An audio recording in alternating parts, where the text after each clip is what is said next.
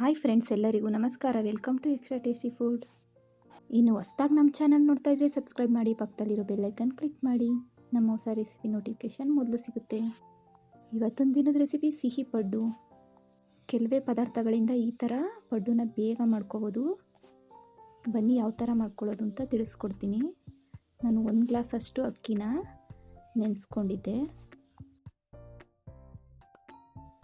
ಈಗ ಇದನ್ನ ಒಂದು ಮಿಕ್ಸರ್ ಜಾರ್ಗೆ ಸೇರಿಸ್ತಾ ಇದ್ದೀನಿ.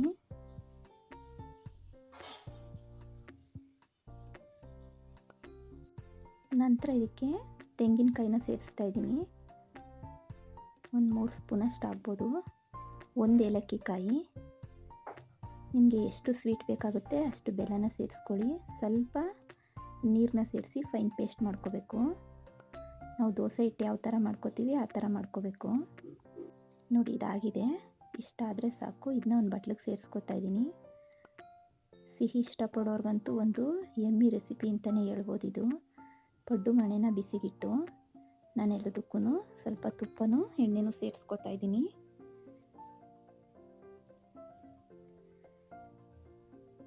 ನಂತರ ನಾವು ರುಬ್ಬಿಟ್ಕೊಂಡಿದ್ವಲ್ಲ ಆ ಮಿಶ್ರಣನ ಹಾಕಬೇಕು.